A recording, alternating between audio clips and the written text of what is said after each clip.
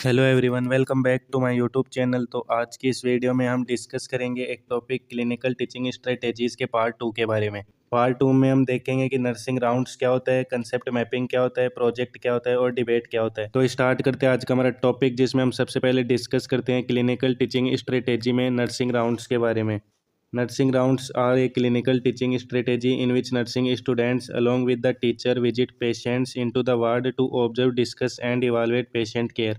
तो nursing rounds एक clinical teaching strategy होती है जिसमें नर्सिंग स्टूडेंट्स अपने टीचर्स के साथ वार्ड में पेशेंट के पास विजिट करते हैं। इस प्रोसेस में जो स्टूडेंट्स होते हैं वो पेशेंट को ऑब्जर्व करते हैं, उनकी कंडीशन और नर्सिंग केयर को डिस्कस करते हैं और जो भी केयर पेशेंट को दी जा रही है उसको इवालुएट भी करते हैं। सिंपल वर्ड्स में बताएं तो जो नर्सिंग राउंड्स है वो एक प्रैक्टिकल लर्निंग मेथड होता है जहाँ पर जो स्टूडेंट्स है वो रियल पेशेंट केयर को डायरेक्टली देखते हैं और समझते हैं, जिससे उनकी ऑब्जर्वेशनल स्किल, क्लिनिकल नॉलेज और टीम वर्क एबिलिटी है वो इम्प्रूव होती है। डेफिनेशन के बाद में अब हम डिस्कस करते हैं नर्सिंग राउंड्स के ऑब्जेक्टिव्स के बारे में। To observe the patient's condition directly in the clinical setting. Nursing rounds में स्टूडेंट पेशेंट को डायरेक्टली वार्ड में ऑब्जर्व करते हैं, इससे उन्हें रियल क्लिनिकल कंडीशन का प्रैक्टिकल एक्सपोजर मिलता है। To correlate theoretical knowledge with actual patient care. जो थ्योरी स्टूडेंट्स ने क्लास में पढ़ी होती है उससे रियल पेशेंट केयर के साथ में रिलेट किया जाता है, जिससे स्टूडेंट्स की अंडरस्टैंडिंग है वो और भी ज़्यादा क्लियर हो जाती है। To improve assessment and observational skills. Student patient की वाइटल साइन, सिम्टम और बिहेवियर को ऑब्जर्व करते हैं, इससे उनकी असेसमेंट स्किल्स है वो स्ट्रॉन्ग होती है। To develop communication skills with patients. Nursing round में क्या होता है, जो स्टूडेंट्स है वो पेशेंट्स से बात करते हैं और उनकी प्रॉब्लम्स को समझने की कोशिश करते हैं, जिससे स्टूडेंट्स में थेराप्यूटिक कम्युनिकेशन स्किल्स है वो इम्प्रूव होती है। To promote team work and professional behaviour. Nursing round में स्टूडेंट्स टीम के साथ में वर्क करते हैं, इससे उनमें कोऑपरेशन, डिसिप्लिन और प्रोफेशनल एटीट्यूड है वो डेवलप होता है। ऑब्जेक्टिव्स के बाद में अब हम डिस्कस करते हैं नर्सिंग राउंड के प्रोसीजर के बारे में, यानी नर्सिंग राउंड है उसकी कौन कौन सी स्टेप्स होती है। The teacher select patient for rounds. सबसे पहले टीचर राउंड्स के लिए पेशेंट को सेलेक्ट करता है। यूजुअली वो केसेस चूज किए जाते हैं जो लर्निंग के लिए इंपॉर्टेंट होते हैं। The student review the patients history and diagnosis. इसमें स्टूडेंट पेशेंट की हिस्ट्री और डायग्नोसिस को पहले से रिव्यू करते हैं ताकि वार्ड में जाकर उन्हें कंडीशन समझने में आसानी हो। The student observe and assess the patient's condition. Hospital ward में स्टूडेंट्स है वो पेशेंट की कंडीशन को ऑब्जर्व करते हैं और उसे असेस करते हैं। The discussion is conducted regarding nursing care and treatment. जो टीचर और स्टूडेंट्स होते हैं वो नर्सिंग राउंड्स में एक साथ मिलकर नर्सिंग केयर और ट्रीटमेंट प्लान है वो डिस्कस करते हैं। The teacher provides feedback and clarification. Last में टीचर फीडबैक देता है और स्टूडेंट्स के डाउट्स को क्लियर करता है, इससे स्टूडेंट को अपनी लर्निंग और बेटर करने का चांस मिलता है। प्रोसीजर के बाद में अब हम डिस्कस करते हैं नर्सिंग राउंड्स के एडवांटेजेस यानी फ़ायदों के बारे में। It provide real life clinical exposure. Nursing round से स्टूडेंट को रियल वर्ल्ड एनवायरनमेंट में लर्निंग का चांस मिलता है, इससे उन्हें एक्चुअल पेशेंट केयर का प्रैक्टिकल एक्सपीरियंस भी मिलता है। It improves critical thinking and clinical judgement. Nursing rounds में पेशेंट की कंडीशन ऑब्जर्व करके स्टूडेंट्स उसे एनालिसिस करते हैं और डिसीजन मेकिंग प्रैक्टिस करते हैं, इससे स्टूडेंट्स की क्लिनिकल जजमेंट है वो स्ट्रॉन्ग होती है। It enhances communication and interpersonal skills. Nursing round में स्टूडेंट्स पेशेंट और हेल्थ केयर टीम के साथ में इंटरेक्ट करते हैं, जिससे स्टूडेंट्स की कम्युनिकेशन और इंटरपर्सनल स्किल्स है वो दोनों इंप्रूव होती है। It encourage active participation. Nursing rounds में स्टूडेंट्स है वो एक्टिवली ऑब्जर्व करते हैं, डिस्कस करते हैं और आंसर करते हैं, इससे उनकी लर्निंग इंटरेक्टिव और इफेक्टिव बन जाती है। It strengthens team collaboration. जो नर्सिंग राउंड्स होते हैं वो टीम वर्क पर बेस होते हैं, इससे स्टूडेंट में कोऑपरेशन, कोऑर्डिनेशन और प्रोफेशनल बिहेवियर है वो डेवलप होता है। नर्सिंग राउंड के बाद में हम नेक्स्ट क्लिनिकल स्ट्रेटेजी के बारे में डिस्कस करते हैं, वो है concept mapping. Concept mapping is a visual teaching strategy in which students organize and represent patient information in a diagrammatic form to show relationship between different concept. तो concept mapping एक visual teaching strategy होती है जिसमें जो students है वो patient की information को डायग्राम के फॉर्म में ऑर्गेनाइज और रिप्रेजेंट करते हैं। कंसेप्ट मैपिंग में पेशेंट का डायग्नोसिस, सिम्टम, नर्सिंग प्रॉब्लम और इंटरवेंशन है, इन सबको एक मैप या चार्ट में कनेक्ट किया जाता है। डेफिनेशन के बाद में अब हम डिस्कस करते हैं कंसेप्ट मैपिंग के ऑब्जेक्टिव्स के बारे में। To organized patient data systematically. Concept mapping की हेल्प से स्टूडेंट पेशेंट का डाटा प्रॉपर और ऑर्गेनाइज्ड वे में अरेंज करता है, इससे इंफॉर्मेशन क्लियर और ईजी टू अंडरस्टैंड हो जाती है। To develop critical thinking and analytical skills. Concept mapping से स्टूडेंट सोचता है कि कौन सी प्रॉब्लम किस वजह से हो रही है पेशेंट को, इससे एनालिसिस और क्रिटिकल थिंकिंग एबिलिटी है वो एक स्टूडेंट की इंप्रूव होती है। To understand relationship between sign, symptoms and treatment. Concept map में साइन, सिम्टम और ट्रीटमेंट को एरो से कनेक्ट किया जाता है। इससे स्टूडेंट को समझ में आता है कि डिजीज और केयर का क्या कनेक्शन है। To promote holistic patient care. Concept map में स्टूडेंट सिर्फ एक प्रॉब्लम पर फोकस नहीं करता है, बल्कि पेशेंट के फिजिकल, मेंटल और सोशल एस्पेक्ट को भी कंसीडर करता है, जिससे जो पेशेंट की होलिस्टिक केयर है वो पॉसिबल होती है या प्रमोट होती है। To enhance learning and memory. Concept mapping में डायग्रामेटिक फॉर्म में पढ़ने से चीज़ें जल्दी समझ में आती है और ज़्यादा टाइम तक एक स्टूडेंट की याद रहती है। ऑब्जेक्टिव्स के बाद में अब हम डिस्कस करते हैं कंसेप्ट मैपिंग के प्रोसीजर्स के बारे में। Collect patient data, history, diagnosis, symptoms. Concept mapping में सबसे पहले जो स्टूडेंट होता है वो पेशेंट की कंप्लीट हिस्ट्री, डायग्नोसिस और सिम्टम्स को कलेक्ट करता है। आइडेंटिफाई की कंसेप्ट एंड प्रॉब्लम्स। पेशेंट का डाटा कलेक्ट करने के बाद में जो स्टूडेंट होता है वो उसके डाटा में मेन प्रॉब्लम और इम्पोर्टेंट कंसेप्ट है उसको आइडेंटिफाई करता है। जैसे पेशेंट को इन्फेक्शन है, पेन है, एंजाइटी है या डिहाइड्रेशन की कंडीशन, प्रॉब्लम्स है। Draw a diagram link related concepts. फिर इसमें एक डायग्राम बनाते हैं जिसमें मेन प्रॉब्लम को सेंटर में लिखते हैं और बाकी जो रिलेटेड साइन, सिम्टम्स है या कोजेज हैं उनको एरो से कनेक्ट करते हैं। Connect nursing diagnosis with interventions. Concept mapping में हर नर्सिंग प्रॉब्लम के सामने उसका इंटरवेंशन या केयर प्लान लिखना होता है, मतलब प्रॉब्लम और सॉल्यूशन दोनों को लिंक करना होता है। Evaluate and revise the concept map if needed. Last में चेक करना है कि सब कनेक्शन सही है या नहीं है। अगर कुछ मिसिंग या गलत हैं तो उन्हें रिवाइज या इम्प्रूव करना है। प्रोसीजर के बाद में अब हम डिस्कस करते हैं कंसेप्ट मैपिंग के एडवांटेजेज या फ़ायदों के बारे में। It improve understanding of complex conditions. Concept mapping में कॉम्प्लेक्स डिजीजेज और मल्टीपल प्रॉब्लम्स को डायग्राम के थ्रू इजीली समझा जा सकता है। इससे कंडीशन क्लियर और ऑर्गेनाइज्ड वे में समझ में आ जाती है स्टूडेंट्स को। It encourage active and meaningful learning. Concept map में स्टूडेंट खुद से सोचकर मैप बनाता है, सिर्फ रट्टा ही नहीं लगाता है। इससे उसकी लर्निंग है वो इफेक्टिव, एक्टिव और मीनिंगफुल बन जाती है। It enhances problem solving ability.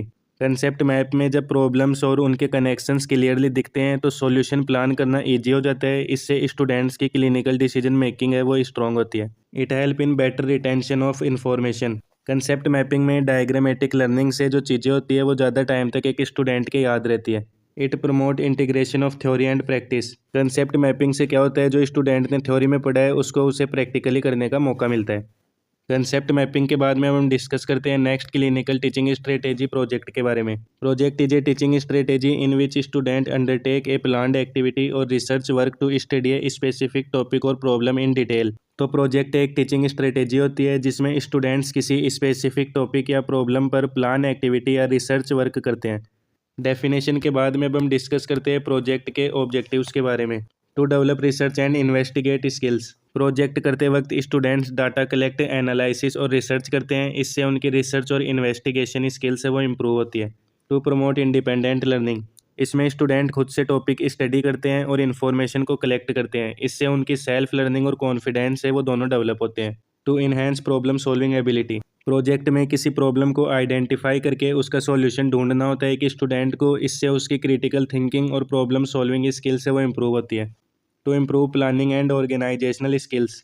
एक प्रोजेक्ट को कंप्लीट करने के लिए प्रॉपर प्लानिंग और टाइम मैनेजमेंट जरूरी होता है। इससे स्टूडेंट्स की ऑर्गेनाइजेशनल स्किल्स है वो डेवलप होती है। To apply theoretical knowledge into practice. जो थ्योरी स्टूडेंट्स ने क्लास में पढ़ी होती है उससे प्रोजेक्ट वर्क में प्रैक्टिकली अप्लाई किया जाता है। इससे स्टूडेंट की जो अंडरस्टैंडिंग है वो और भी ज़्यादा क्लियर हो जाती है। ऑब्जेक्टिव्स के बाद में अब हम डिस्कस करते हैं प्रोजेक्ट के प्रोसीजर के बारे में। सेलेक्ट ए रिलीवेंट टॉपिक। सबसे पहले एक इम्पोर्टेंट और रिलीवेंट टॉपिक को चूज किया जाता है। टॉपिक ऐसा होना चाहिए जो लर्निंग के लिए यूजफुल हो। Collect data from various sources. फिर स्टूडेंट बुक्स, जर्नल्स, इंटरनेट, सर्वे या ऑब्जर्वेशन से डाटा कलेक्ट करता है। Analyse and interpret the findings. Collected data को स्टूडेंट प्रॉपरली एनालिसिस करता है और उसे समझता है। Prepare a return report. Project में क्या होता है, जो स्टूडेंट होता है वो पूरी इन्फॉर्मेशन को सिस्टेमेटिक और स्ट्रक्चर फॉर्मेट में लिखता है। Present the project findings. Last में स्टूडेंट अपने प्रोजेक्ट को क्लास या टीचर के सामने प्रेजेंट करता है। इससे उसकी कम्युनिकेशन स्किल और प्रेजेंटेशन स्किल्स है वो इम्प्रूव होती है। प्रोसीजर के बाद में अब हम डिस्कस करते हैं प्रोजेक्ट मेथड के एडवांटेजेस के बारे में। It encourage self directed learning. Project में स्टूडेंट खुद से रिसर्च करता है और इन्फॉर्मेशन को कलेक्ट करता है। इससे उसकी सेल्फ लर्निंग हैबिट और कॉन्फिडेंस है वो दोनों डेवलप होते हैं। It develops creativity and innovation. इसमें टॉपिक को अलग अलग तरीके से प्रेजेंट करना होता है और न्यू आइडियाज़ को यूज करना होता है। इससे स्टूडेंट की क्रिएटिव थिंकिंग और इनोवेशन स्किल्स है वो दोनों इंप्रूव होती है। It improve communication and presentation skills. Project को क्लास के सामने एक्सप्लेन करना होता है एक स्टूडेंट को, इससे स्टूडेंट की स्पीकिंग स्किल्स और कॉन्फिडेंस ये दोनों इंप्रूव होते हैं। It enhances team work if group project में स्टूडेंट्स ग्रुप में काम करते हैं, इससे उनकी कोऑर्डिनेशन, कोऑपरेशन और टीम वर्क स्किल्स है वो डेवलप होती है। It provide in depth knowledge of the topic, project किसी एक टॉपिक को डिटेल में एक्सप्लोर करता है, इससे सब्जेक्ट का डीप और क्लियर अंडरस्टैंडिंग है वो स्टूडेंट्स को मिलता है।